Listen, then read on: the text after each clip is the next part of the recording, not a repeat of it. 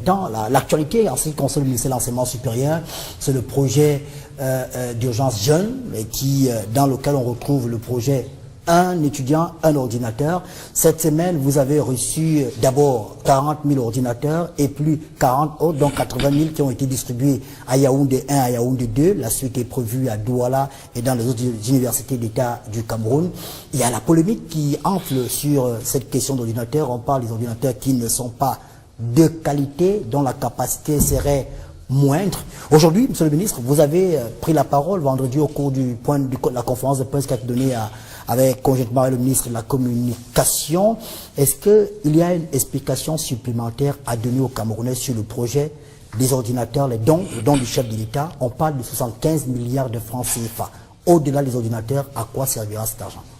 Merci. Je voudrais d'abord préciser que, s'agissant de l'enseignement supérieur, l'actualité, ce n'est pas seulement le projet e-National Higher Education Network, mais c'est aussi la création par le chef de l'État de plusieurs établissements. Je pourrais citer par exemple la faculté de médecine et des sciences pharmaceutiques à Tchang. Je pourrais citer l'école nationale supérieure polytechnique de l'université de Bamenda, la faculté de droit et des sciences politiques. L'INSET d'Eboloa.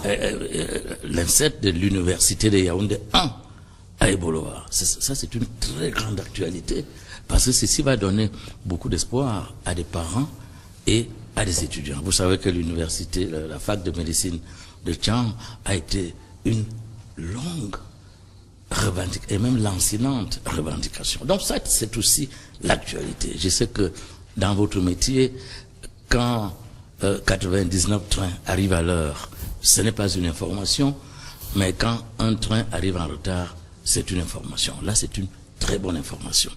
Maintenant, s'agissant du projet e-National Higher Education Network, là aussi, il s'agit d'une excellente information. Naturellement, il y a un débat politicien, c'est même pas un débat politique, politicien, parce que, tout simplement, certaines personnes se rendent compte que le chef de l'État a fait ce qu'il fallait faire, c'est-à-dire permettre aux étudiants de passer quasiment du Moyen-Âge à la modernité. Qu'est-ce à dire? Aujourd'hui, l'outil informatique est un outil magique dont aucun étudiant ne devrait se séparer. Or, la plupart des étudiants utilisaient surtout leur portable pour des opérations d'arrimage à l'espace numérique planétaire.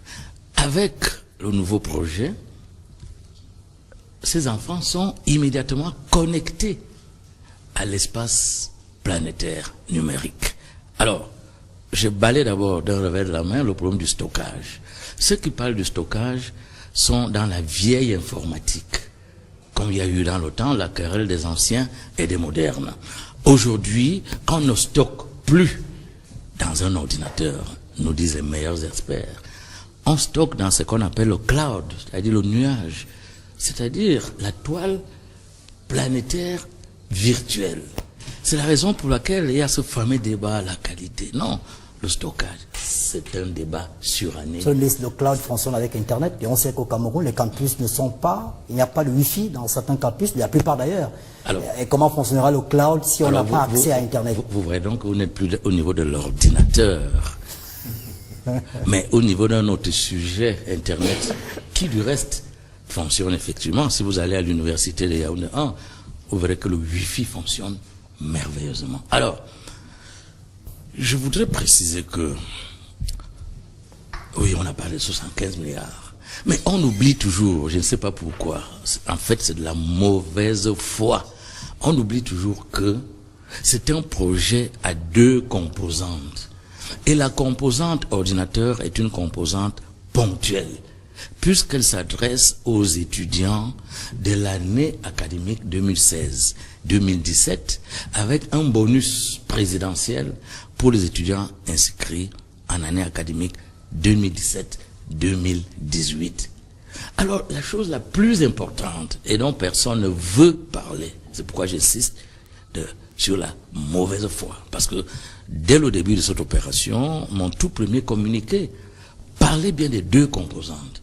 La plus importante de ces composantes, certes, je ne minimise pas les ordinateurs, c'est un outil dont nos jeunes, nos enfants ne peuvent plus se passer. Mais il y a là une composante qui est pérenne, alors que l'autre est ponctuelle. C'est la construction, toujours pas la partie chinoise, des centres de développement du numérique éducatif, qui seront totalement équipés par la Chine. À raison d'un centre par université d'État, un autre centre à l'université inter-État Cameroun-Congo à Saint-Mélima, université dont les travaux infrastructurels sont déjà achevés.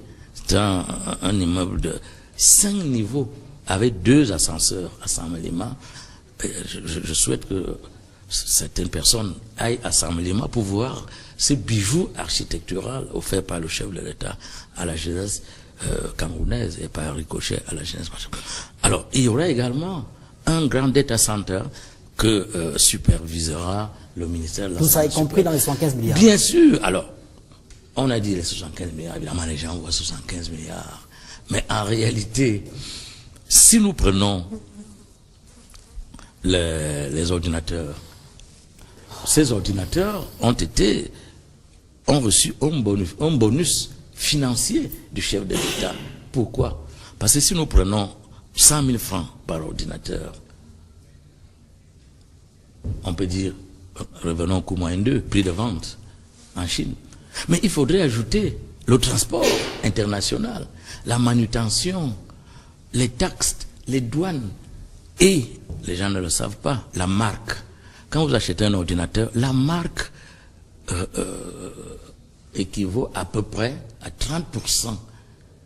La marque que vous mettez sur l'ordinateur? La marque, c'est-à-dire tous les ordinateurs que vous connaissez. Or, en mettant PB, HEV, Paul Biya, Higher Education Vision, ça revient à 0 francs. Les gens n'ont insisté que sur le côté Paul Biya, comme si c'était un péché de mettre Paul Biya, Higher Education Vision. Alors, donc, en réalité, lorsque nous faisons les calculs, les experts nous disent que c'est un ordinateur qui aurait dû coûter 300 000 francs, prix de revient. D'accord. En ajoutant les taxes, les impôts, tout ce que vous pouvez savoir, la manutention, le transport international. Il y a donc les 2 composantes qui sont très importantes. Et j'ai pu vous dire que je souhaite que chacun aille interroger ses étudiants. À Soa, si vous avez été à Soa, mais dès 5 heures du matin, les étudiants étaient là. C'était une hystérie généralisée à Soa et chacun attendait son ordinateur. Et cet engouement est valable dans tout. Allez-y, monsieur le ministre. Dans toutes les universités camerounaises. Donc c'est un excellent projet. Alors on nous a dit, il y a des ordinateurs qui coûtent 50 000 francs en Chine, il y en a qui coûtent 25 000 francs. Oui, parce qu'il y a la flexibilité du prix en fonction de l'usage. Une 2 chevaux, c'est une voiture. Une Mercedes est une voiture. Un Jaguar est une voiture. Un camion Ben est une voiture. C'est également cela.